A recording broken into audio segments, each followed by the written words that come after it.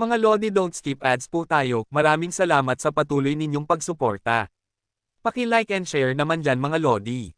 At sa mga gustong mag-donate sa ating GCash or regular na load, mag-comment lang po tayo. Para patuloy tayong makapag-upload ng mga bagong kabanata. Marami pong salamat. Subaybayan natin ang kwento ng isang kabataang nangarap para sa kanyang mga mahal sa buhay. Mula sa pinakamahina tungo sa pinakamalakas. Alamin natin ang kwento ng kanyang buhay. Kabanata 2461 hanggang Kabanata 2470. Kabanata 2461. Walang dahilan si Hansen para mag-alinlangan. Ang Geno Universe ay sapat na kalat at ang babae ay isa lamang sa maraming nilalang na naninirahan doon. Hindi mahalaga kung mabuti siya o masama. Hinugot ni Hansen ang kanyang ghost teeth knife at ginamit ito para i-swipe ang tuktok ng bundok. Gusto niyang putulin ito. Ngunit nang tumama ang kapangyarihan ng teeth sa bundok, ang simbolong iyon ay lumiwanag ng isang malalim na liwanag. Nawala ang kapangyarihan ng teeth. Gayunpaman, ang talim ng ghost teeth knife ay tumama pa rin sa bundok na nag-ukit ng marka sa bato. Inukit pa ni Hansen ng ilang beses, at bukod sa pisikal na pagtama ng sandata, walang ibang kapangyarihan ang makakasira sa bato. Ang simbolong inukit sa bundok ay tila sumisipsip lamang ng anumang kapangyarihang sumasalungat dito. Kung kailangan kong patuloy na mag-ukit ng ganito, gaano katagal ito? Malungkot na naisip ni Hansen. Sinubukan niyang putulin muna ang simbolo sa bundok para makita kung maaalis niya ito. Ngunit nang subukan niyang tamaan ang simbolo, tila lumubog ito sa bato, sa halip na manatili sa ibabaw. Hindi niya masabi kung gaano kalalim ang paglubog nito sa ilalim ng ibabaw. Hindi alam ni Hansen kung ano ang gagawin, kaya patuloy lang siyang sumasakay sa tuktok ng bundok. Sa kabutihang palad, walang mga mapanganib na nilalang ang lumitaw upang manginis sa kanya. Sa kabila ng lahat ng malakas na ingay na nagmumula sa batong bundok, walang mga nakatagong xenogeneics ang nagigising mula sa kanilang pagtulog upang makita ang kaguluhan. Ang liwanag ay nasa damuhan pa rin. Mukhang wala itong pakialam sa ginagawa ni Hansen. Patuloy na naghuhukay si Hansen, at hindi nagtagal, siya ay nagpawis na talaga. Pakiramdam niya ay isang matandang lalaki na may sinile habang pinuputol niya ang gilid ng bundok. Sa kabutihang palad, ang tuktok ay medyo maliit. Nahulaan ni Hansen na maaaring tumagal ng 2 araw pa para putulin niya ito. Matapos maghukay ng 10 oras ng diretso, ang pagsusumikap ni Hansen ay nagbukas ng kaunti sa tuktok. Walang nangyari, gayunpaman, na nagpatibay sa pakiramdam ni Hansen ng seguridad. Dong! Umiskor ulit si Hansen. Ngunit nang itaas niya ang kanyang kutsilyo, nakita niya na may dugo na tumutulo mula sa bato kung saan nakalagay ang kanyang kutsilyo. Ano? Bakit dumudugo ang bundok? Tumalon ang puso ni Hansen.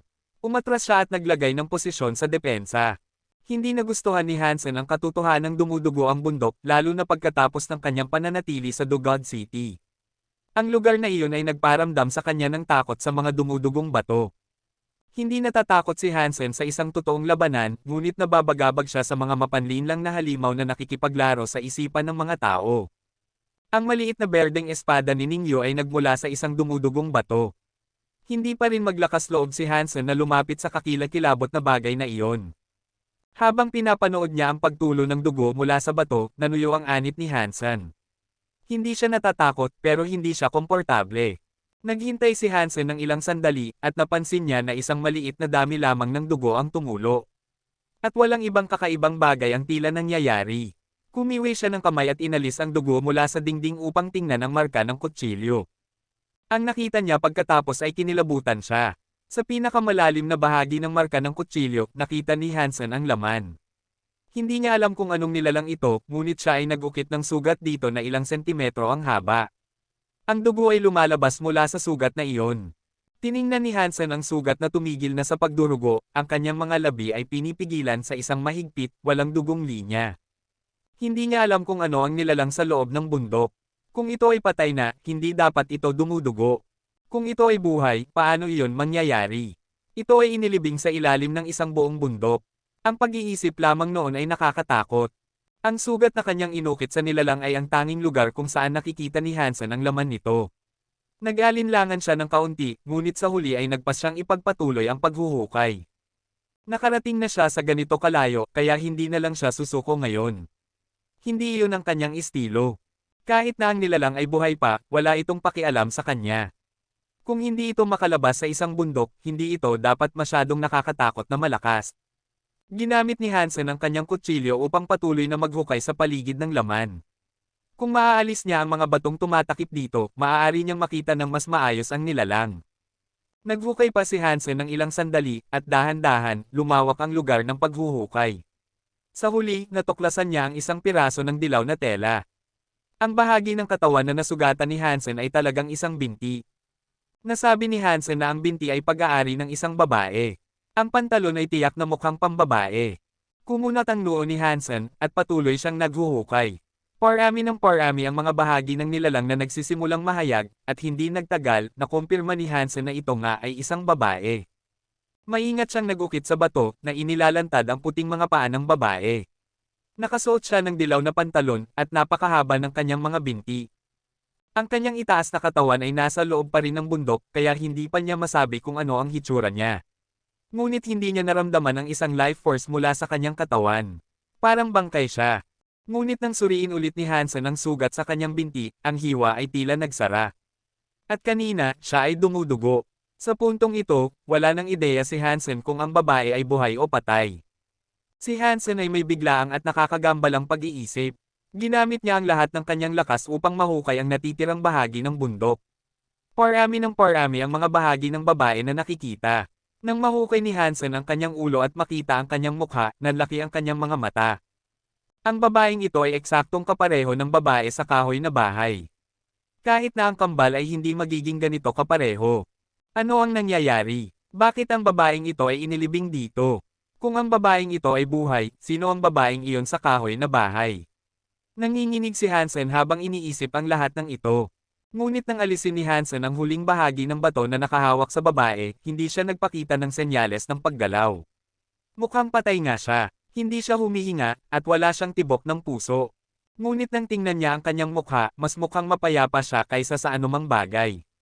Mukhang mahinahong natutulog siya. Sinuri ni Hansen ang babae, ngunit hindi siya mukhang may sakit. Mukhang wala lang siyang life force. Inilagay ni Hansen ang kanyang kapangyarihan sa kanya, ngunit iyon ay mabilis na napatunayang walang silbi. Hindi niya makickstart ang kanyang life force. Ang mga kandado sa batong libro ay naroon pa rin, kaya inilagay ni Hansen ang babae sa gilid at ipinagpatuloy ang paghuhukay. Patuloy na naghukay si Hansen sa bato, at isang bagay lamang ng oras bago siya makalusot. Ang kanyang mga kamay ay medyo namamanhid na, at halos hindi na niya mahawakan ang kanyang kutsilyo. Mas angkop si Xi Jinping para sa ganitong uri ng trabaho. Gamit ang kanyang kapangyarihan, at siya ay sumisigaw ng alo-alo-alo. Mas mabilis itong matatapos, naisip ni Hansen habang patuloy siyang naghuhukay. Hansen, bigla, narinig ni Hansen na tinawag ang kanyang pangalan. Sisigat na sana siya, ngunit nang ibukan niya ang kanyang bibig, bahagyang namutla ang kanyang mukha. Mabilis niya itong isinara. Sinabi sa kanya ng babae na kung magsasalita siya ng isang salita, mamamatay siya. Wala namang tao rito, kaya sino ang posibleng tumawag sa kanya? Ang katawan ba ng babae? Habang pinapanatili ang kanyang panga na mahigpit na nakasara, lumingon si Hansen upang obserbahan ang katawan ng babaeng iyon. Nang nasa kalahati na siya ng pagliko, natigilan siya. Nawala na ang katawan ng babae. Hansen, tinawag ulit ng boses ang pangalan ni Hansen. Sa pagkakataong ito, nasa tabi na rin ang kanyang tainga. Nakaramdam pa nga siya ng banayad na hangin na dumampi sa kanyang pisngi. Kabanata 2462. Hindi nagsalita si Hansen. Agad siyang lumingon at inactivate ang kanyang area. Huminga si Hansen ng malalim. Ang babae ay nakatayo hindi kalayuan sa likod niya, at siya'y nakangiti. Napakalakas ng life force ng babae ngayon, at sa pagkakaalam ni Hansen, kapareho ito ng babae sa loob ng kahoy na bahay. Halos hindi siya makapaniwala na ito ang parehong katawan na nakahandusay sa lupa ilang sandali lang ang nakalipas. Ano, sandali pa lang tayong naghiwalay, nakalimutan mo na agad ako. Ngiti ng babae. Bubuksan na sana ni Hansen ang kanyang bibig upang itanong kung ang babaeng nasa harap niya ay tao o multo, pero naalala niya ang paalala ng kabilang babae na huwag siyang magsasalita. Hindi pa rin niya lubos na nauunawaan ang tungkol sa babaeng iyon, kaya hindi siya nagsalita. Tinitigan lang niya ito. Tumawa ang babae at sinabi, maingat ka. Sinabi ko sa'yo na hindi ka pwedeng magsalita sa harap ng liwanag, pero ngayong malaya na ako, pwede ka nang magsalita. Hindi pa rin nagsalita si Hansen. Patuloy lang siyang tumitig sa babae, na mangha kung gaano sila magkamukha. Maliban sa magkakaibang suot, magkapareho sila sa lahat ng aspeto. Gustong-gusto ng tanungin ni Hansen kung ano talaga ang nangyayari, pero hindi siya naglakas ng loob magsalita. Sa halip, nagdesisyon siyang magsulat gamit ang kanyang ghost teeth knife, bakit ka nandito? Maingat ka talaga, sabi ng babae habang bahagyang tumawa. Ito ang totoong katawan ko. Nakulong ito rito. Yung nakita mo kanina ay isang manikang nilagyan ng kaluluwa ko. Sa tingin mo ba makakatagal ako ng ganito katagal kung wala akong ginamit na bawal na kasanayan? Kakaunti na lang ang nabubuhay pa mula sa panahon ng sacred. Nagsulat pa si Hansen sa lupa, ikaw ba mismo ang nagkulong sa katawan mo rito? Umangat ang labi ng babae. Hindi ko gugustuhing saktan ang sarili ko. Iba ang nagkulong sa akin. Pero dahil sa pagkakakulong na iyon, hindi tumanda ang katawan ko. Ganoon pa rin ang anyo ko tulad ng dati. Bakit hindi ka humingi ng tulong sa iba para hukayin ang katawan mo? Tanong ni Hansen sa pamamagitan ng pagsusulat muli. Nagtatanong ka pa, kung ayaw mong sumama, ayos lang. Pero ako'y aalis na, sabi ng babae. Bumaba siya ng bundok, hindi pinapansin si Hansen. Halos nabutas na ni Hansen ang buong tuktok ng bundok pero mabilis na bumaba ang babae. Halatang balak na nitong lisanin ang isla. Hindi niya alam kung dapat ba siyang magpatuloy sa paghuhukay o habulin ang babae. Nagpigil ng inis si Hansen at nagdesisyong huwag munang habulin ang babae. Nagpatuloy siya sa paghuhukay sa bundok. Naglakad ang babae patungo sa liwanag, at nang inaabot na niya ito, lumipad ang liwanag patungo sa kanyang mga kamay. Hinawakan niya ang liwanag at lumayo mula sa isla. Nagulat si Hansen. Ang liwanag ang nagdala sa kanya roon, at kung aalis ang babae na dala ito, baka hindi na siya makaalis. Hindi isang santo si Hansen, at wala naman siyang malalim na kaugnayan sa babaeng nasa kahoy na bahay. Hindi niya isasakripisyo ang kanyang buhay para rito. Kaya, kahit labag sa loob, hinabol ni Hansen ang paalis na babae. Umiling si Hansen pero hindi nagsalita. Tinitigan niya ang kamay ng babae, at nakita niyang hawak pa rin nito ang ninakaw na liwanag. Lumapit pa si Hansen, at napansin niyang ang liwanag ay isang pulang parol. Hawak-hawak ng babae ang parol habang lumilipad sa ulap. Dilaw ang suot ng babae, pero nakayapak siya. Sa ilalim ng pulang liwanag, lalo siyang naging kakaiba ang itsura. Patuloy siyang sinundan ni Hansen ng tahimik. Hawak pa rin ng babae ang parol habang patuloy sa paglalakbay. Mas madali ang kilos niya kaysa kay Hansen. Habang iniisip ni Hansen kung alam ba ng babae kung saan sila patungo, biglang may lumitaw na maliwanag sa harap nila. Lumabas sila sa ulap at lumapit sa isang isla. Dahil hindi niya makita ang tuktok, hindi sigurado si Hansen kung anong isla ito. Kaya hindi siya nagsalita. Umakyat ang babae sa bundok, at tahimik na sumunod si Hansen. Nang makarating sila sa kalagitnaan ng bundok, naramdaman ni Hansen na wala itong tuktok. Parang may bahay at hardin sa dulo. Nakabalik na naman ba tayo dito? Tanong ni Hansen sa sarili. Inakyat niya ang tuktok at kinumpirma ang hinala. Pumasok ang babae sa hardin at nagtungo sa kahoy na bahay. Sumunod si Hansen sa loob. Napansin ni Hansen na may kakaiba. Mahilig maglinis ang babaeng nakatira roon at may matinding OCD. Bawal pang ang tapakan ang hardin niya, lalo na ang pumasok sa bahay. Pero sinundan lang niya ang babaeng ito hanggang loob ng bahay, at wala man lang sinabing reklamo. Nagsimulang magduda si Hansen. Siya ba talaga yon? O peke lang itong isla? Kunot noon niyang iniisip habang tumitingin sa paligid. Mula sa unang palapag hanggang ikalawa, wala siyang nakita kundi ang babaeng may hawak ng parol. Kumuha si Hansen ng panulat at papel. Saan ang manika mong clone? Tinitigan niya ang babae para makita ang reaksyon. Hindi talaga niya kailangan ang sagot, gusto lang niyang malaman kung paano ito magre-react sa paghawak niya sa mga gamit nito. Tiningnan ng babae ang papel at sinabing, malaya na ang totoong ako. Kaya wala na ang clone ko. Hindi ako naniniwala, bulong ni Hansen sa sarili. Hindi nagalit ang babae kahit ginamit niya ang panulat at papel. Lalo siyang naghinala. Kinuha ni Hansen ang stonebook at nakita niyang nakasara pa rin ito. Nag-alinlangan siya pero iniabot ang libro sa babae. Nagsulat siya, pwede mo bang tingnan ang librong ito at tulungan akong tanggalin ang mga pagkakabuhol? Bakit ko naman gagawin yun? Tanong ng babae habang nakataas ang kilay. Hindi niya tinanggap ang libro. Doon napagtanto ni Hansen na peke ang babaeng ito. Ang totoong babae ang nagbigay sa kanya ng stonebook. Kung totoo ang babaeng ito, makikilala niya agad ang libro at hindi magsasalita ng ganoon. Anong gagawin ko? Kunot noon ni Hansen. Alam niyang peke ang babae, pero totoo ang bahay. Hindi niya alam ang susunod na hakbang. Wala namang pakialam si Hansen kung totoo o peke ang babae. Pero ayaw niyang basta na lang umalis. May mga lihim na nasa harap niya, pero hindi niya pa rin matuklasan. Habang iniisip ni Hansen kung ano ang susunod na gagawin, bigla niyang narinig ang isang malakas na dagandong ng dragon. Isang napakalaking purple dragon ang lumipad sa kalangitan sa itaas ng isla. At sa ibabaw ng dragon ay may isang lalaking galing sa Extreme King. Kabanata 2463.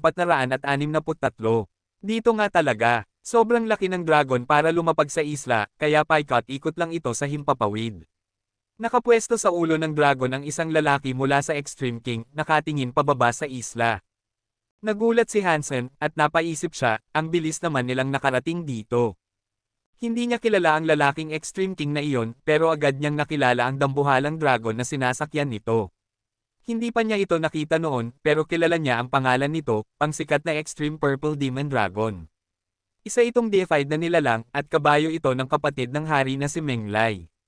Si Menglai ay tunay na kapatid ni King Bai, at matagal nang naging deified. Isa siya sa 10 pinakamalalakas na mandirigma ng Extreme King. Kung ang isang tulad ni Menglai ay pumunta pa sa Changxia system para habulin si Hansen, malinaw na desperado silang patayin siya. Pero hindi masisisi ni Hansen ang Extreme King. Pinatay kasi ang anak ng hari. Kung hindi siya mananagot sa kanyang ginawa, mawawala ang dangal at respeto sa Extreme King at kay King Bai. Hansen, alam kong nandyan ka. Lalabas ka ba ng kusa, o gusto mong ako pa ang bumaba at hilahin ka palabas? Malakas na sigaw ni Menglai mula sa himpapawid, nakatitig sa kahoy na bahay. Mabilis ang kabog ng dibdib ni Hansen.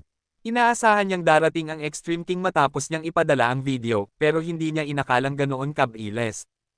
Akala ni Hansen ay darating muna ang Demon Spirit at haharapin muna ito ng Extreme King bago sila makaharap sa kanya. Pero sa ikinagulat niya, hindi pa lumilitaw ang Demon Spirit. Dalawang deified ang humahabol sa'yo. Mukhang nalulunod ka na sa sitwasyon, sabi ng babae habang nakatitig kay Hansen. Bago pa makasagot si Hansen, nagtipon ng kapangyarihan ang Extreme Purple Demon Dragon sa ilalim ni Menglai. Nagliyab ito sa lila, naging isang nilalang ng purong apoy. Nakahanda itong tupukan ng buong isla. Tumigas ang ekspresyon ng babae, at nagningning ang pulang ilaw mula sa pulang parol na hawak niya. Bumalat ang pulang liwanag sa buong isla, hinaram din ang apoy na pinakawala ng dragon. Hindi ito tumagos. Matindi ang lakas ng apoy, at bahagyang umuga ang pulang liwanag, pero nanatili itong nakaharang sa island. Kahit gaano pa kalakas ang lilat naglalagablab na apoy, hindi ito makalusot sa harang. Nagngingit-ngit sa galit ang Extreme Purple Demon Dragon. Paulit-ulit itong bumuga ng apoy, pero kahit anong pilit, hindi nito mawasak ang pulang liwanag. Tahimik ang babae. Itinaas niya ang parol at ipinasok ang kanyang kamay sa loob. Nang ilabas niya ito, may mumunting apoy na sumasayaw sa kanyang mga daliri. Ipinitik niya ito paitaas, papunta sa dragon sa kalangitan. Ang maliit na apoy ay umakyat hanggang tumama ito sa dragon. Boom! Parang sumabog ang isang nuclear bomb sa harap ni Hansen. Nababalot ng maliwanag na pulang apoy ang dambuhalang dragon. Naging isang naglalagablab na fireball ang katawan nito. Nagsisigaw ito sa sakit habang pilit pinapadyak ang mga pakpak, sinusubukang apulain ang apoy. Pero habang lalo itong nagpupumiglas, lalong lumalakas ang apoy.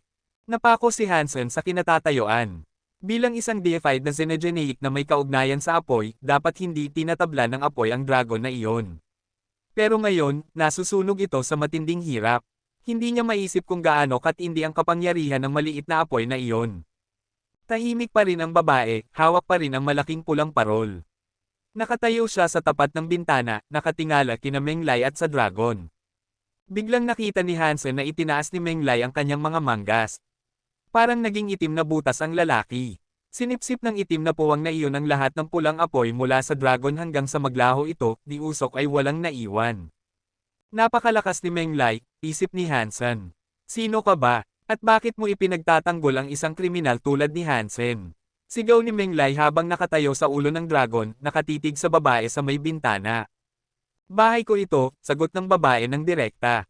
Hindi ka pwedeng basta-basta pumasok dito at maghasik ng lagim. Hindi na bago ang ekspresyon ni Menglai. Malalim ang alitan ni Hansen sa Extreme King. Dapat siyang managot. Kung papayagan mo akong pumasok, labis naming itong pagpapasalamatan. Paano kung hindi? Malamig ang tinig ng babae. Hindi siya natuwa sa tono ni Menglay. Ang pakiusap ni Menglay ay tunog utos, walang lugar para sa diskusyon. Kung gayon, bubuo ako ng sarili kong daan. Narito na ang Extreme King, at wala nang makakapigil sa akin, tugon ni Menglay na may kaiabangan. Halos matawa si Hansen sa narinig. Oo, kayang supilan ng Extreme King ang maraming lahi, at bawat isa sa 10 deified ng lahi nila ay tunay na banta. Pero mali ang pinagmayabangan ni Menglay. Ang babaeng ito ay galing pa sa panahon ng Sacred Leader. Noon, ang pinakauna sa Extreme King ay tagasilbi lang ng mga tulad niya. At ngayon, isa sa mga tagapagmana ng Extreme King ay bastos na nakikipag-usap sa kanya. Alam ni Hansen kung anong susunod na mangyayari. Napakalakas nga siguro ng Extreme King. Gusto kong makita kung paano kabubuo ng landas na daraan sa akin, tugon ng babae na may bahid ng panghahamak. Nabahala si Menglay. Matagal nang kinikilala ang Extreme King bilang isa sa pinakadakilang lahi sa buong universo. At bilang kapatid ng hari, halos walang naglalakas loob na magsalita sa kanya ng ganoon, maliban na lang sa mga miyembro ng Very High o Ancient God. Humph! Iwinasiwas ni Menglay ang mga kamay at itinulak ito pababa. Nagbago ang kamay at naging isang dambuhalang tatak na bomb-alot sa buong harang. Nag-aalab ito ng makadyos na liwanag, at naging anyo ng lumang salitang, Hari. Punong-puno ito ng kapangyarihang kayang durugan ang langit at lupa. Yumangay at umikot ang mga ulap sa Changxi system. Nagkakagulo ang espasyo, napupunit, nawawasak. Ang buong kalawakan ay naging isang malupit na bagyo ng pagkawasak. Sa paningin ni Hansen, parang ang buong mundo ay pinipisil at dudurugin ng napakalaking tatak na iyon. Parang itlog ang isla, at malapit na itong madurage. Ninakaw mo ang tatak ng daigdig, tapos may lakas loob ka pang ipagyabang ito. Nakatitig ang babae sa taas, punong-puno ng pangungutya. Itinaas niya ang kamay, at isang maliit na tatak ang lumitaw sa kanyang daliri. Ipinukol niya ito pataas, sa dambuhalang tatak na bumabagsak. Nagbanggaan ang dalawang tatak. May mga kakaibang simbolo sa maliit na tatak. Hindi maintindihan ni Hansen kung ano ang ibig sabihin ng mga ito, pero nakakakilabot itong pagmasdan. Parang ang kapalaran ng universo ay nasa maliit na tatak na iyon. Boom! Tumama ang maliit na tatak sa malaki, at bigla itong nabasag. Hindi nito kinaya ang mas maliit na tatak. Paano nangyari ito? Nagbago ang ekspresyon ni Menglay. Ang kanyang kingprint ay kayang supilan ang langit at lupa, at walang dapat pumihil dito. Pero ngayon, gumuho ito sa harap ng mas maliit na tatak. Nakakabigla ito. Ginamit ni Hansen ang kanyang purple eye butterfly para pagmasdan ang labanan. May pagkakahawig sa estruktura ang dalawang tatak, pero mas puro at mas siksik ang kapangyarihan ng maliit. Magkasing anyo sila sa panlabas, pero parang bakal na hinubog laban sa lutong putik, gumuho agad ang mas malaki. Walang panama ang world shock ang kingprint sa tunay na world print ng babae. Kabanata 2464. Nabasag ng maliit na tatak ang nakakagulat na tatak ng hari. At pagkatapos nito, nagpatuloy ito patungo kay Menglay. Hindi naman lumaki ang tatak, pero tila lumiit ang mundo sa ilalim ng nakakakilabot nitong kapangyarihan. Parang nasa saklaw nito ang lahat sa paligid. Nakangit-ngit si Menglay. Ilang gininto ang kadena ng sangkap ang lumabas mula sa kanyang katawan, bumuo ng isang dambuhalang kamay para salagin ang maliit na tatak.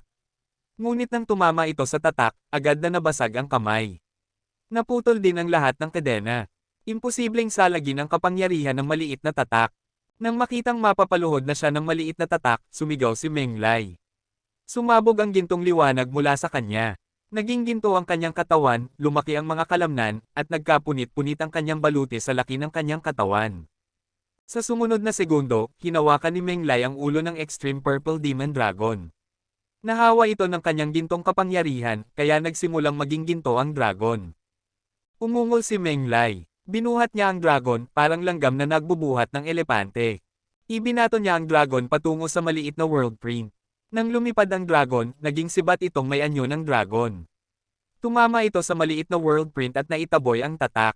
Nagulat si Hansen at naisip, anong klaseng kapangyarihan yun?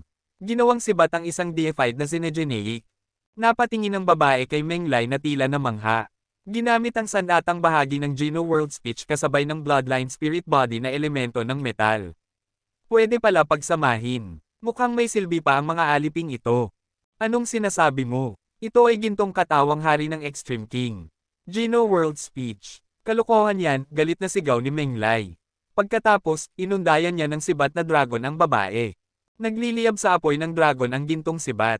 Lumipad ito at pinunit ang espasyo, humarap sa babae. Tiningnan ng babae ang gintong sibat na may interes. Pinatawag niya ang maliit na world print upang salagin ito. Maliit man ang tatak, parang planeta ito sa paningin ng sibat. Hindi ito makalapit, parang hinihigop ng tatak ang lahat ng kapangyarihan ng apoy. Walang epekto ang sibat. Hawak pa rin ni Menglay ang puso ng gintong dragon. Patuloy siyang sumugod, itinutulak ang sibat papunta sa maliit na tatak. Sumisirit ang apoy ng dragon sa direksyon ng maliit na world print. Lumayas ka, sigaw ni Menglay, at tuluyan ng bumaon ang sibat sa maliit na tatak. Sumabog ito, at bamuka ang espasyo. Tumama ang sibat sa babae, sa kanyang noo mismo. Nagulat ang babae, hindi gumalaw. Tumuloy ang apoy ng dragon at dumaan sa kanyang bungo. Ngunit bigla siyang sumabog. At sa likod ni Menglay, lumitaw ang isa pang anyo ng babae. Moon Doppelganger at Teleportation. Natigilan si Hansen sa kanyang nakita. Unang beses niyang nakakita ng ganitong estilo ng pakikipaglaban. Medyo iba ang Moon Doppelganger ng babae kaysa sa kay Hansen, pero parehong konsepto.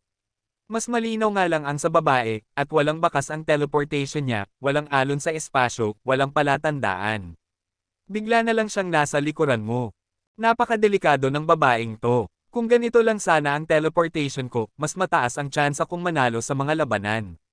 Matagal nang hindi nagamit ni Hansen ang break space / gamit ang kanyang dragon wings. Maiksi ang saklaw at mabagal ang pagcast, hindi ito sapat sa antas ng king. Pagkatapos ng lahat, ang dragon wings ay galing lang sa mutant marquis na Xenogeneic Jin, kulang sa antas ng king class na labanan. Mabilis na nakareact si Menglay. Ipinihit niya ang sibat at muli itong nag-apoy sa anyo ng umuungol na gintong dragon.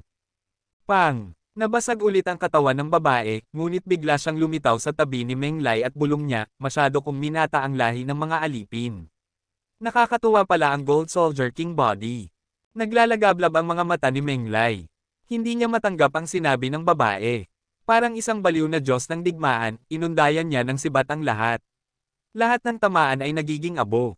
Naglaho ang mga ulap sa langit, at ang mga kedena ng apoy ay parang lumilipad na mga dragon na sinisira ang buong himpapawid. Napakalalakas ng mga deified. Pinipilit ni Menglay na gamitin ang isa pang deified na nilalang bilang sandata. At ang babae, parang nakikipaglaban sa dalawang deified ng sabay. Nakaramdam ng pagnanasa si Hansen sa kanyang nakita. Kung makukuha niya ang kapangyarihang iyon at isang grupo ng deified na tagasunod, walang makakatalo sa kanya. Kaharap ng galit na sibat, ginamit lang ng babae ang mga clone at teleportation niya. Pero alam ni Hansen, marami pang tinatago ang babae. Hindi siya umiiwas, para bang inaaral pa niya ang Gold Soldier King body. Napansin ito ni Menglay. Lalo siyang nagalit at binilisan ng mga atake. Parang kinakain ng Dragonfire ang buong kalangitan at araw. Ngunit wala pa ring silbi. Ang teleportation ng babae ay parang may frameshift drive, sobrang bilis, para siyang nasa lahat ng lugar sabay-sabay. Kahit gaano kalakas si Menglay, hindi niya ito matamaan kahit minsan. Galit na galit si Menglay. Ibinagsak niya ang sibat sa mismong isla. Ang apoy ng sibat ay naging anyo ng gintong dragon, isang kagat lang, parang mauubos ang buong isla. Nagniningning pa rin ang pulang ilaw ng parol sa isla. Pinoprotektahan nito ang paligid, pero hindi na kayang salagin ang kapangyarihan ng sibat.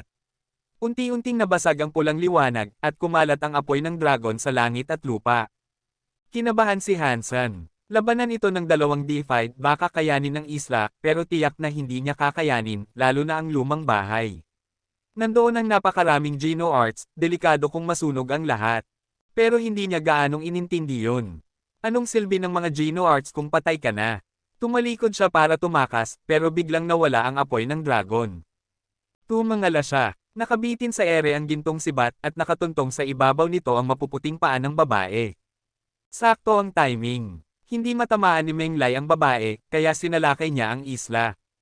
Pero ngayon, nandoon na mismo ang babae. Nagliliyab muli ang gintong sibat. Parang higanteng dragon na muling umatake. Gold Soldier King body, ha? Naiintindihan ko na ngayon, mahinang ngiti ng babae habang nakatayo pa rin sa sibat. Sumabog ang gintong apoy ng sibat, pero biglang nagliwanag ang maputing ilaw sa paanan ng babae.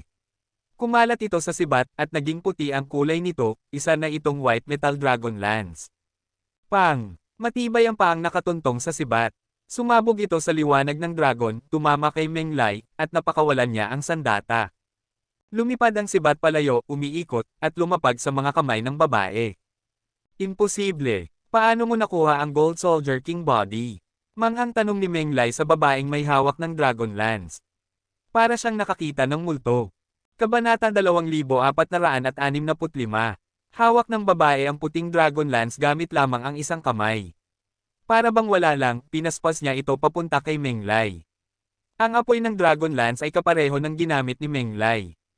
Namutla si Menglay. Hindi siya naglakas loob na harapin ang galit ng Dragon Lance. Umatras siya at bumuo ng mga gintong chain ng substansya na naging isang gintong kalasag sa harap niya. Pero napakatindi ng kapangyarihan ng Dragon Lance.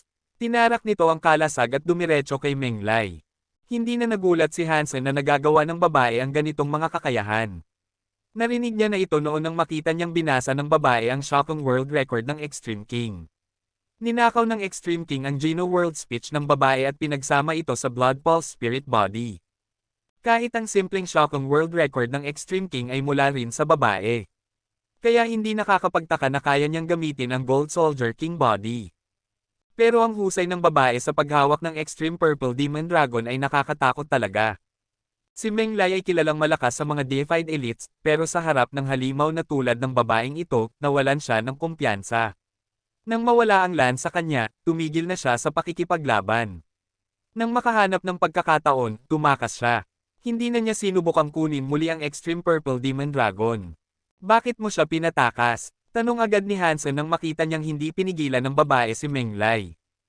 Pagkasabi niya, agad niyang isinara ang bibig niya. Sobrang nangganyo siya sa laban, nakalimutan niyang bawal siyang magsalita. Pero wala namang masamang nangyari pagkatapos niyang magsalita. Bumaba ang babae sa hardin at mahinahong nagsabi, kakawala ko lang, mahina pa ako ngayon. Kung nagpatuloy siya sa laban, baka hindi ko siya mapatay. Ganito ka nakalakas sa mahina, mong anyo. Napalunok si Hansen. Ang weird, nagsalita ako ng malakas pero wala namang nangyaring masama. Siya ba talaga ang tunay na babae? Bakit hindi niya nakilala ang Stonebook? At nasaan ang dating pagkaok niya? Tinitigan ni Hansen ang babae. Kahit anong pilit, hindi niya matiyak kung tunay ito o peke. Isa pang iniisip ni Hansen, napakatindi ng laban, ramdam pa rin niya ang aftershock. Pero ni anino ng Demon Spirit ay wala. Bakit hindi ito lumitaw? Bumalik sa kahoy na bahay ang babae at nilagyan ito ng kristal na kalasag. Nakita na ni Hansen dati na ginagamit ito ng babae, pero ngayon lang niya napansin kung gaano ito kapakinabangan. Binalot ng kristal ang bahay, at saka ito lumiit. Lumit din ang bahay. Pagkalipas ng ilang segundo, ang kristal ay naging parang itlog sa laki at nasa kamay na ng babae. Nandoon pa rin ang bahay sa loob, ligtas. Tayo na, sabi ng babae habang bitbit ang kanyang parol at nagsimulang umalis sa isla. Grabe ang gulo, pero bakit hindi lumitaw ang Demon Spirit? Tanong ni Hansen habang sumusunod. Malaya na ako. Hindi na siya maglalakas loob lumitaw sa harap ko, sagot ng babae, walang emosyon. Hindi sigurado si Hansen kung totoo ang sinasabi ng babae, kaya tinanong niya ito ng direkta, bakit ka nakalaya ng ganoon kadali? Ikaw ba, ngayon lang humingi ng tulong? Kumilos ang babae, at naging isang puting dragon boat ang Dragon Lance. Umupo siya sa Dragon Boat at nagsabi, akala mo ba kahit sino ay basta-basta makakapasok sa Two World Mountain? Hindi ko alam kung paano ka nakapasok, pero kung kaya lang ng iba ang ginawa mo, matagal na akong nakalaya. Hindi mo alam kung paano ako nakapasok. Tumingin si Hansen ng may pagtataka. Ngumiti ang babae. Bakit, nakakapagtaka ba? Ang Two World Mountain ay nasa pagitan ng dalawang mundo. Kahit ang kopya ko ay clone lang, wala akong koneksyon sa kanya habang nakakulong ako. Wala akong alaala ng ginawa niya. Nang makalaya ako, ang clone ko ay dapat naging parang manikang pinutol ang tali. Hindi ko na maalala ang naranasan niya. Paano mo nalaman na ako ang nagligtas sa'yo? Tanong ni Hansen, pero agad niyang na-realize na medyo tanga ang tanong. Sumagot pa rin ang babae. Kung hindi dahil sa clone ko, paano mo malalaman na kailangan mong sundan ang Two World Lantern? At paano mo malalaman na bawal magsalita sa Two World Path? Patay ka sana kung nagsalita ka. Nasira na ang mga limitasyon ng Two World Mountain, kaya nakapasok kayong dalawa ng Extreme King Guy. Tinitigan ni Hansen ang babae, sinusubukang malaman kung nagsasabi siya ng totoo. Mukha namang may katuturan ang kwento. Tumahimik siya sandali, tapos inilabas ang Stonebook. Sabi ng clone mo, kapag nailigtas kita, mababasag ang binding ng Stonebook na ito. Bakit sarado pa rin ito? Tiningnan ng babae ang stonebook at nagsabi, may world print ang librong iyan. Hindi ito kusang mabubuksan. Kahit sirain mo pa ito, walang makakabukas, maliban sa akin. Kaya mo ba itong buksan? Hindi naintindihan ni Hansen ang ibig sabihin niya, pero kung kaya niya itong buksan, ayos lang. Hindi nagsalita ang babae. Gumuhit siya ng maliit na world print. Lumitaw ang isang marka sa pabalat ng stonebook. Kumikinang ang misteryosong simbolo at pagkatapos ay nabasag ang mahiwagang seal. Maaari na itong buksan. Hindi na nakatiis si Hansen. Binuksan niya ang libro. Ang mga salita sa loob ay parang may buhay, lumipad sila papunta sa noo ng babae. Nawala silang lahat sa kanyang kilay. Nang makita ng babae ang mga tila engkanto na simbolo, sandaling nagulat siya. Pagkatapos ay parang naintindihan niya. Umupo siya sa bangka at hinayaang pumasok ang lahat ng salita sa kanyang isipan. Ay Pete, niloko ako. Biglang napagtanto ni Hansen. Nang matapos lumipad ang mga salita mula sa libro, naging buhangin ito na dumaloy mula sa kamay ni Hansen. Inabsorb ng babae ang lahat ng salita sa ngumiti kay Hansen. Salamat sa pagbabalik ng alaala ng clone ko. Gusto mong malaman ang isinagawang pagsubok ng banal na pinuno, hindi ba? Tumango si Hansen. Wala pala sa libro ang kasagutan, alaala lang pala ito ng clone.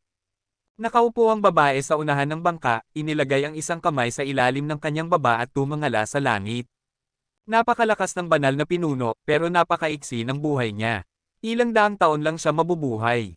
Hindi may kukumpara sa mga nabubuhay ng 10,000, milyon, o bilyong taon. Ginawa niya ang lahat para mabuhay ng walang hanggan, kahit na paulit-ulit siyang nag-reincarnate. Pero sa huli, umabot pa rin siya sa katapusan ng buhay niya. Sa kagustuhang mabuhay, marami siyang isinagawang pagsubok. Isang araw, dumating ang isang lalaki na nagpakilalang Diyos. Kabanata 2466. Nag-wish ang banal na pinuno. Tanong ni Hansen, hindi makapaniwala. Umiling ang babae, hindi. Ang banal na pinuno ay sobrang tiwala sa sarili. Kung gusto niyang makamit ang immortalidad, hahanapin niya ito sa sarili niyang paraan. Hindi siya magwi-wish sa ibang nilalang. Tahimik lang si Hansen at nakinig. Pagkatapos ng napakahabang paghahanap, sa wakas ay nalalapit na siya sa pinakapuso ng misteryo. Napabuntong hininga ang babae. Hindi nag-wish ang banal na pinuno. Ang gusto niya talaga ay patayin ang Diyos. Pero kahit anong kapangyarihan ang ginamit niya, hindi niya magawang saktan ang Diyos. Ni hindi man lang niya magalusan ang kasuotan nito. Hindi mo may imagine kung gaano siya nagulat. Siya na ang halos may kontrol sa buong universo, pero wala siyang nagawa sa nilalang na nagpakilalang Diyos. Pero ang Diyos na iyon ay may mga limitasyon din. Hindi rin niya mapatay ang banal na pinuno. Kaya simula noon, ibinuhos ng banal na pinuno ang lahat ng lakas niya para tuklasin kung anong klaseng nilalang ang Diyos na iyon. Maraming nangyari, at sa huli, nakapatay siya ng isa. Ano? Nakapatay ng Diyos ang banal na pinuno?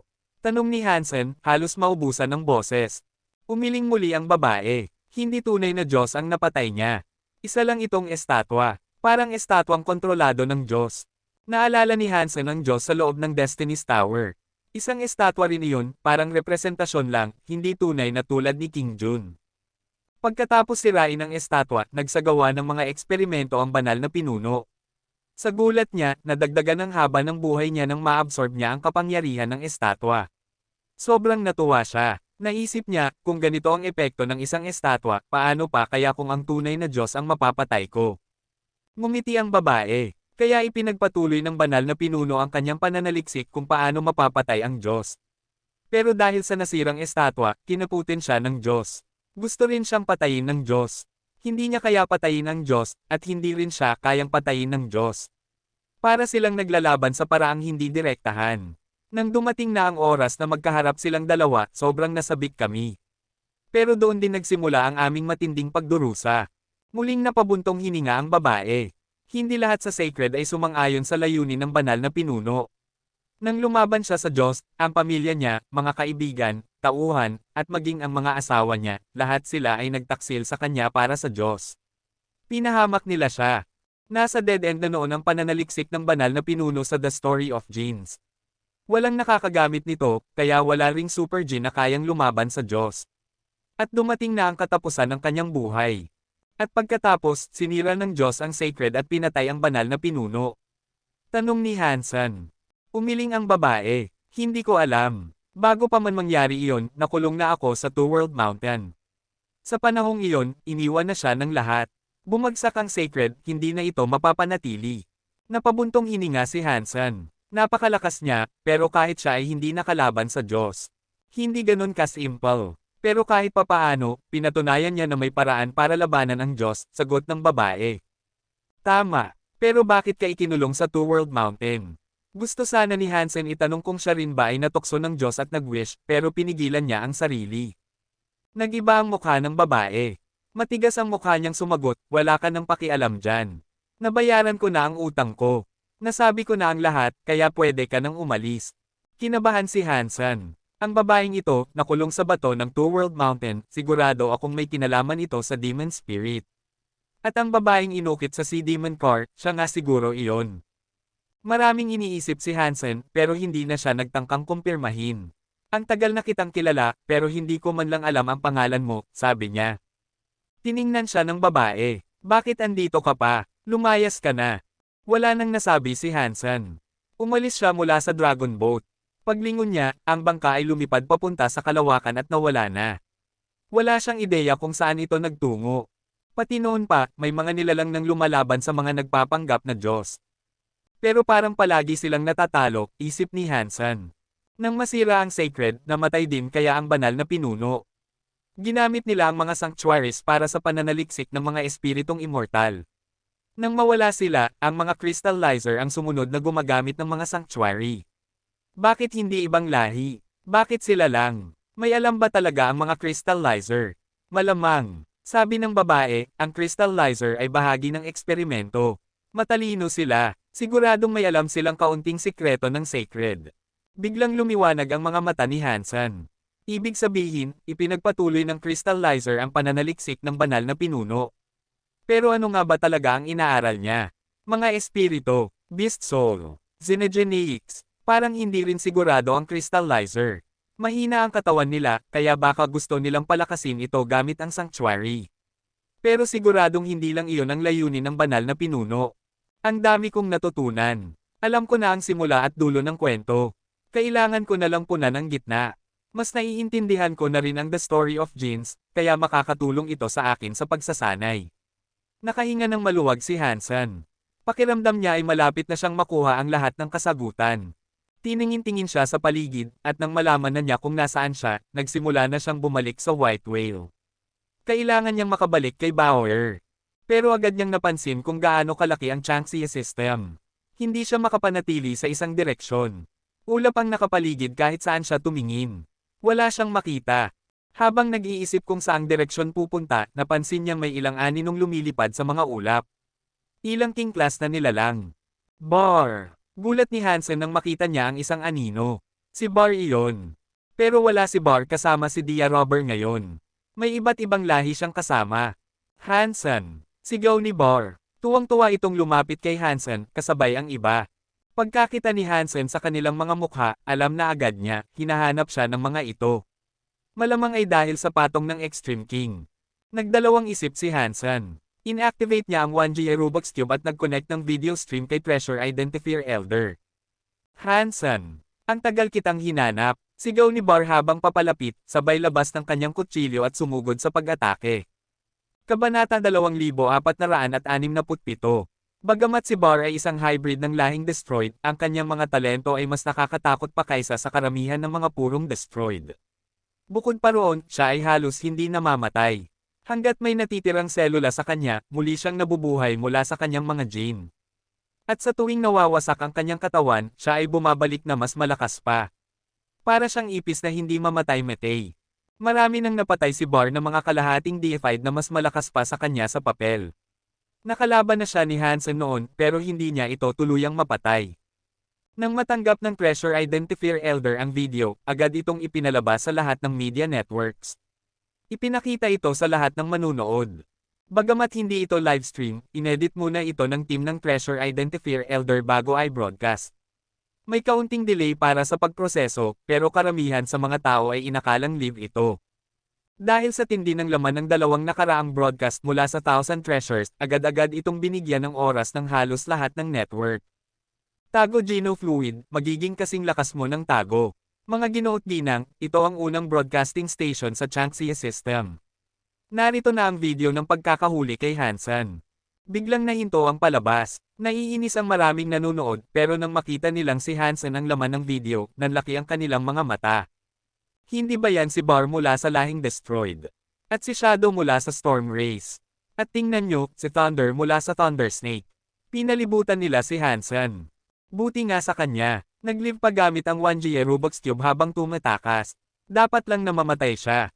Ang lakas talaga ni Bar. Yung suntok niya, kayang wasakin ang maliliit na planeta. Wala kayong alam. Yan ang tinatawag na Destroyed Godlight. Kapag nataman ka niyan, kahit anong nilalang, patay agad. Hindi yan ang pinakamalakas ni Bar. Ang pinakakatakot sa kanya ay ang katawan niyang hindi mamatay-matay. Kahit talunin siya ni Hansen, babalik at babalik pa rin yan. At andyan pa ang iba pang malalakas. Hindi makakatakas si Hansen ngayon. Habang nanonood ang lahat, umatake na si Bar gamit ang kanyang bone knife. Isang nakakakilabot na liwanag ang tumama kay Hansen. Umilag si Hansen at sinuntok si Bar sa dibdib. Magaling! Sigaw ni Bar, sabay suntok din gamit ang kaliwang kamao. Pang! Nagbanggaan ang kanilang kamao. Lumipad ang mga ulap na parang tsunami. Hindi gumalaw si Hansen, pero si Bar ay tumilapon ng 10 metro. Nang huminto ito, nagulat siya, may yelo nang kumakalat mula sa kanyang kamao paakyat sa katawan. Babuka sana ang bibig ni Bar para sumigaw, pero naging bloke siya ng yelo. Naka-frozen siya sa posisyong galit at sumisigaw. Dumaan si Hansen sa tabi ni Bar na parang wala lang. Hindi man lang niya tiningnan ang mga natalo. Tumuloy siya sa susunod na kalaban. Unang sumugod si Shadow ng Storm Race. Ang katawan niya ay parang buhawi. Hindi makita ni Hansen ang tunay na anyo nito. Paparating ang isang napakalakas na bagyo. Ang mga hangin ay parang matutulis na sandata. Sa ilang segundo, nadurog ang katawan ni Hansen. Napatay na ba agad si Hansen? Sabi ni Shadow habang tumatawa. Pero bigla siyang natigilan. Nawala ang pira-pirasong katawan ni Hansen. Isang ilusyon lang pala. Lumitaw si Hansen sa harap niya at sinuntok siya sa tiyan. Pang! Lumipad si Shadow, at bago pa bumagsak ay naging isa na siyang rebel tong yelo. Nagulat si Thunder, pero hindi siya umatras. Ginamit niya ang kanyang king area, isang lugar na punong-puno ng kidlat at kulog. Sa loob ng lugar na iyon, walang ligtas. Napapalibutan si Hansen ng kidlat. Kailangan niyang salubungin ito gamit ang sarili niyang katawan. Hindi magtatagal si Hansen dito. Bago pa lang siyang king. Habang si Thunder ay kalahating deified na. Hindi niya kakayanin, sabi ng isang king habang nanonood. Ngunit pagkatapos niyang sabihin ito, biglang may sumabog sa gitna ng lugar. Lumabas si Hansen, walang galos, bitbit ang isang kidlat na parang sibat. Itinulak ni Hansen ang kidlat papunta kay Thunder. Nagkabanggaan sila, ngunit sa halip na si Hansen ang makuryent, ang kidlat mismo ang nagmukhang tinamaan. Pang! Sinuntok ni Hansen si Thunder sa dibdib, at gaya ng iba, naging rebel tong yelo rin ito. Sa loob lang ng ilang minuto, 3 king na sina Bar, Shadow, at Thunder, ay naging mga estatwa ng yelo. Ang 2 natitirang kings ay natakot. Hindi sila kasing lakas ng 3, at kung natalo ang mga ito, paano pa sila? Tumakbo sila, pero huli na. Dumaan si Hansen sa gitna nila, at pareho rin silang naging yelo. Kabanata 2468. Bagamat matagal itong ikwento, sa totoo lang, ilang saglit lang ang buong laban. Sa ilang hakbang lang, na-freeze na ni Hansen ang 2 half-deified at 3 hari. Ang nakita ko ba ay totoo? Sina Thunder at Shadow, na parehong half-deified, ay na-freeze. Si Bar frozen pa rin. Ganito na ba kalakas ang mga crystallizer? Ang lupit nito, isang suntok, isang kalaban. Natalo niya ang 2 half-deified at 3 hari. Kaya pala kaya niyang pumatay ng prinsipe ng Extreme King. Kailan pa naging ganito kabilis mag-evolve ang mga crystallizer? Dati ay nakasalalay lang sila sa teknolohiya, hindi ba? Pero parang hindi lang malamig na lakas ang ginamit niya. Kung ganoon lang ka-simple, hindi ganoon kakompletong nasil sina Bar at Thunder. Nabigla ang buong universo sa ginawa ni Hansen. Ang ma-freeze ang 5 makapangyarihang hari sa ilang sandali lang ay napakalaking tagumpay. Wala ni isa ang nag-akala na magagawa niya iyon. Lumalakas siya ng lumalakas. Kailangan ko ring magsanay, sabi ni Lin Feng matapos mapanood ang laban ni Hansen sa kanyang cellphone. Nagniningning ang kanyang mga mata habang patungo sa isang bundok na pugad ng mga Xenogeneic. Si Wang Yuhang naman ay may kayakap na gana na babae habang nag-e-enjoy sa masasarap na pagkain at alak. Sa laban sa Geno Scroll noon, tinaya niya ang lahat sa panalo ni Dollar. Malaki ang napanalunan niya kaya nakabili siya ng lahat ng luho na gusto niya.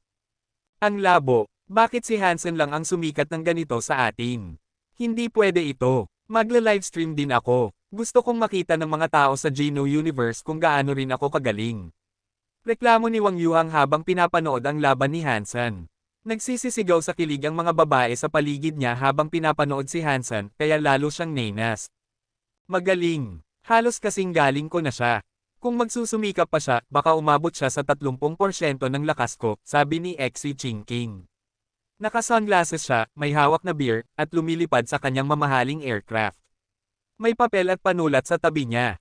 Habang lumilipad, lumitaw ang isang imahe sa monitor ng barko. Isa itong tauhan ng Thousand Treasures Alliance. Boss Xi Jinping, tapos nyo na ba ang ikatlong volume ng comics nyo? Hinintay na ito ng buong universo, ang Overbearing President Love Love Loove Saga. Arg! Hey! Ano yun? May bagyo? Magnetic storm?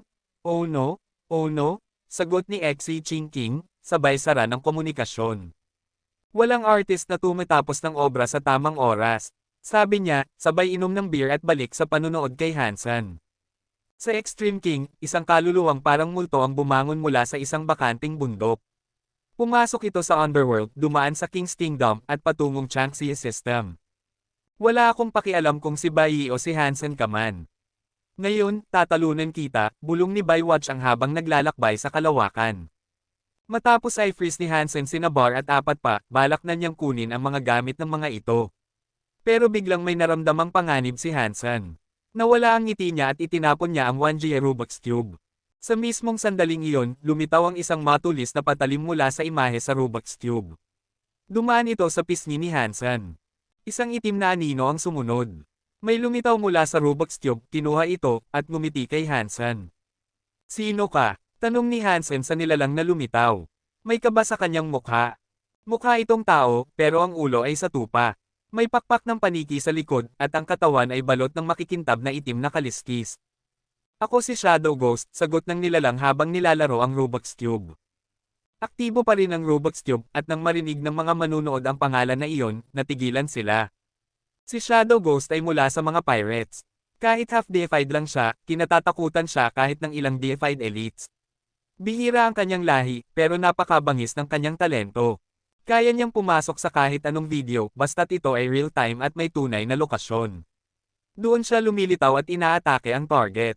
Pero ang mas nakakatakot ay kaya niyang lumabas kahit kailan mula sa video.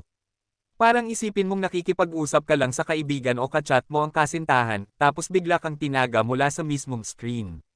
Walang oras para mag-react. Walang makapagsasabi kung ilan na ang kings o half-deified na napatay niya sa ganitong paraan. Marami sa kanila, ni hindi alam kung paano sila namatay. Nako, si Shadow Ghost na ang kalaban. Delikado si Hansen. Grabe yon. Paano na-react agad si Hansen kanina? Hawak-hawak niya ang Rubik's Cube, pero naiwasan niya ang atake. Hindi mo rin masasabing tsamba lang yun. Nagpakawala na siya ng 5 suntok na tumapos sa 5 king. Dapat relax na siya noon. Pero nagawa pa rin niyang umiwas agad. Grabe instinct nun. Nakangisi si Shadow Ghost habang iniikot ang Rubik's Cube. Wala tayong personal na away, at wala ring umupa sa akin. Pero napakatindi ng gantimpala mula sa Extreme King. Kaya kailangan na kitang patayin. Hindi kilala ni Hansen si Shadow Ghost, pero nang makita niyang lumabas ito mula sa video, naintindihan na niya ang kakayahan nito. Hindi mo ako napatay kanina. Bakit mo inisip na kaya mo ako ngayon? Tanong ni Hansen. Akala mo ba iyon lang ang kaya ko? Panoorin mo ang tunay kong shadow area, sagot ni Shadow Ghost. Kinuha niya ang isa pang kamera, at may malakas na click na tunog habang nag-flash ito. Sinubukang umiwas ni Hansen, pero hindi niya alam kung saan nanggagaling ang atake. Pagkatapos ng flash, bigla na lang nawala ang katawan ni Hansen. Sa screen ng kamera, lumitaw ang imahe niya, at gumagalaw pa. Parang laptop screen ito. Sa mundo ng larawan, parang lumulutang si Hansen sa kalawakan. Lahat ay kulay abo, at may anino sa harapan niya, si Shadow Ghost. Kabanata 2469. Tingnan mo kung nasaan ka, Hansen. Itinaas ni Shadow Ghost ang 1G Rubik's Cube na nasa kanyang kamay. Aktibo pa rin ang stream ng Rubik's Cube. Kitang-kita ni Hansen ang video, at doon niya nakita ang sarili niya na parang nakulong sa screen ng camera ni Shadow Ghost. Nanlaki ang mata ni Hansen sa nakita, kaya agad siyang lumipad palayo sa screen ng camera.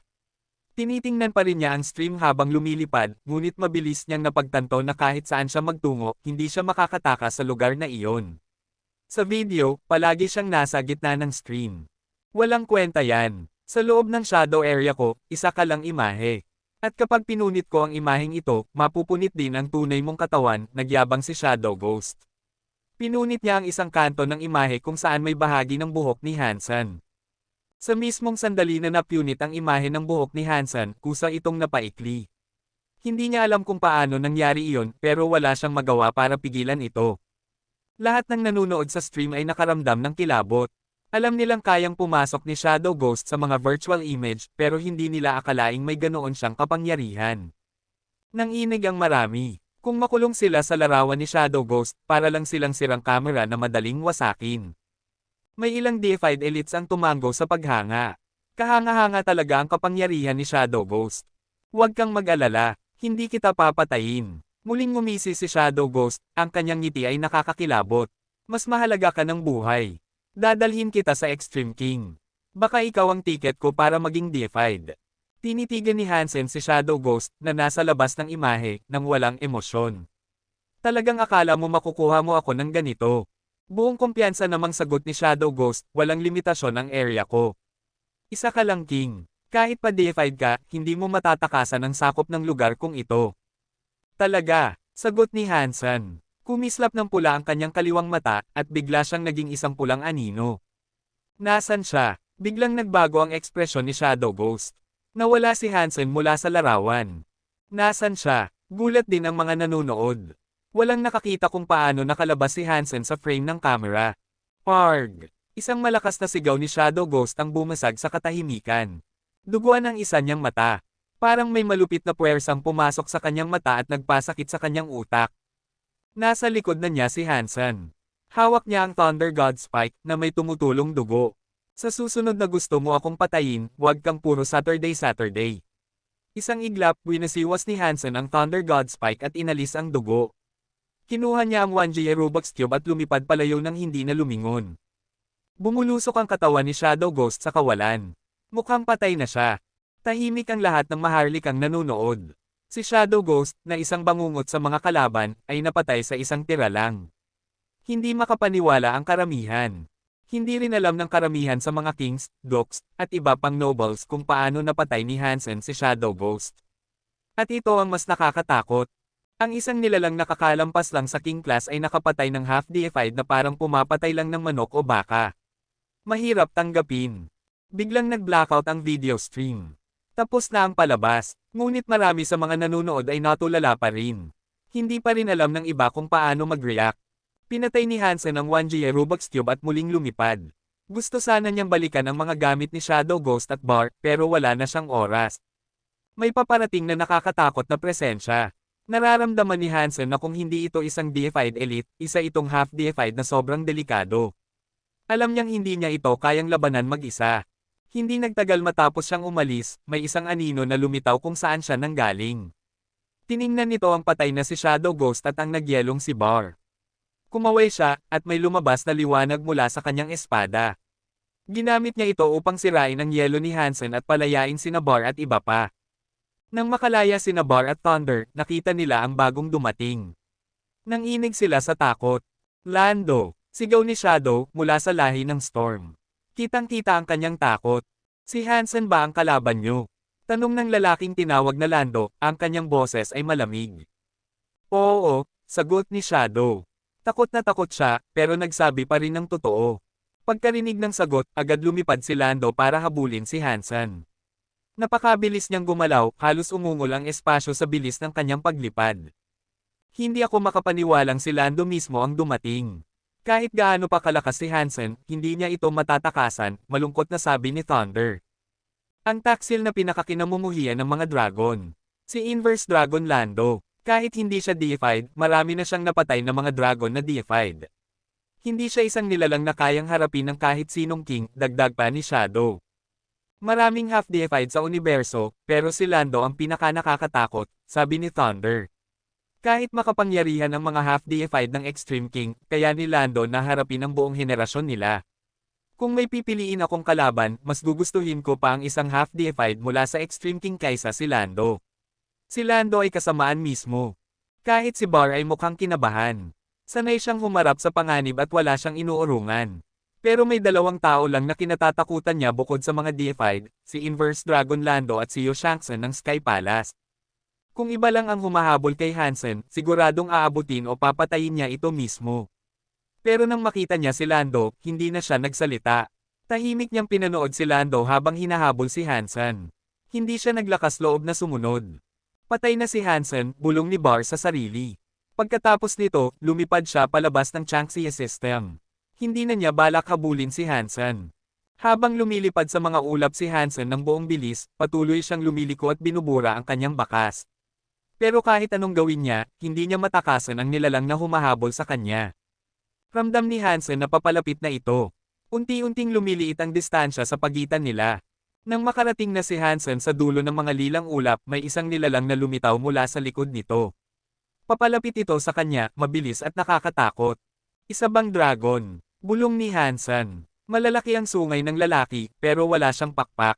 Mukha siyang dragon hybrid. Kabanata 2470.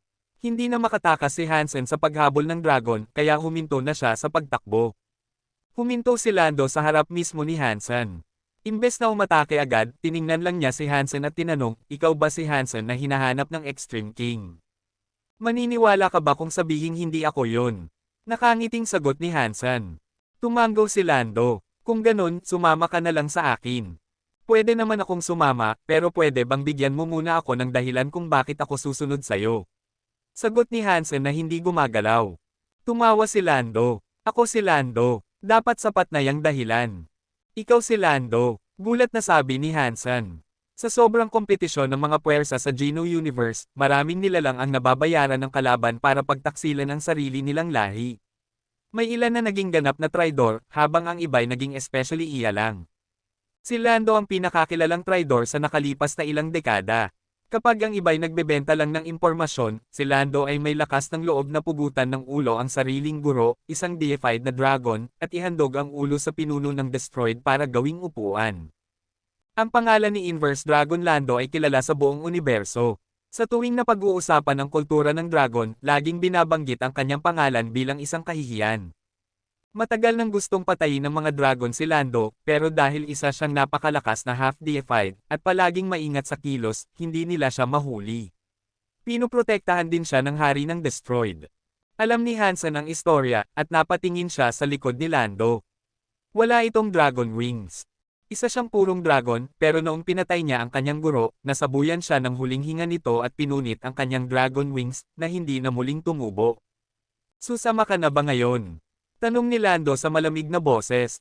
Hindi ko alam kung totoo lahat ng kwento tungkol sa'yo, pero kahit gaano ka kalakas, gusto ko munang subukan kung hanggang saan ka talaga, sagot ni Hansen. Kung ako ikaw, hindi ko rin paniniwalaan ang mga kwento. Sayang lang na gusto ka pa nilang buhay. Kung hindi, hindi ko na kailangan pang pagtiyagaan to, sabi ni Lando, sabay subok na sunggaban si Hansen sa ulo.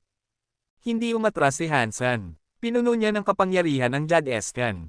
Naging parang yelo ang kanyang katawan, at sinalubong ng kanyang palad ang kamay ni Lando. Bumalikwas ang kamay nilang dalawa mula sa banggaan. Hindi nalamigan ni Hansen si Lando gamit ang yelo ng Jad Escan. Kilala ang mga dragon sa mataas na resistensya sa lahat ng elemento, at hindi exempted si Lando. Sa sumunod na segundo, muling nagbanggaan ang kanilang mga kamao. Ang kanilang buong katawan ay naging parang sandata. Mabilis at marahas ang galawan, mga daliri, siku, tuhod, paa, walang humpay. Halos punitin ng puwersa ng bawat suntok ang mismong espasyo. Katsa! Nabali ang mga buto sa mga daliri ni Hansen mula sa isang napakalakas na suntok. Napamulagat si Hansen. Kahit nasa unang antas pa lang ang Jad Escan niya, halos kasing tibay na siya ng isang half-deified. Pero nabali pa rin ang kanyang mga daliri ng isang suntok lang ni Lando. Nakakagimbal ang lakas nito. Hindi tumigil si Lando sa pagsuntok. Tahimik ang mukha niya habang ang mga kamaoy parang apoy sa tindi ng galaw. Kailangan ni Hansen ng buong konsentrasyon sa bawat atake. Narinig ang ungol mula sa Jad Escan ni Hansen. Nabali rin ang mga buto sa kanyang braso. Pero hindi inaasintan ni Lando ang mga mahihinang bahagi ng katawan ni Hansen, mukhang sinasadya niyang baliin lang ang mga braso't paa. Balak yata ng Makong na to na baliin lahat ng buto ko bago ako ibalik ng buhay, sabi ni Hansen sa sarili. Putya, ang lupit mo talaga. Alam ni Hansen na kulang pa ang lakas ng Jadesken niya. Kung nasa ikawalong o ikasyam na antas lang sana, baka may laban siya. Pero sa ngayon, siya'y nasa alanganin. Kung magpapatuloy ito, madudurog ang buong katawan niya. Ang lakas ng katawan ng mga dragon, pero kilala sila lalo sa Evil Breaker powers, di ba? Mukhang totoo nga ang mga kwento tungkol kay Lando, ani Hansen habang iniiwasan ang mga suntok gamit ang mga galaw na teknik. Pero kahit galaw-galaw siya, hindi pa rin siya nakakalusot. Magaling din si Lando sa kilos. Hindi siya nahuhuli. Ilang saglit pa, pakiramdam ni Hansen ay mababali na ang mga braso niya. Pang! Tumama na naman ang kamao ni Lando. Nabasag ang mga bisig ni Hansen.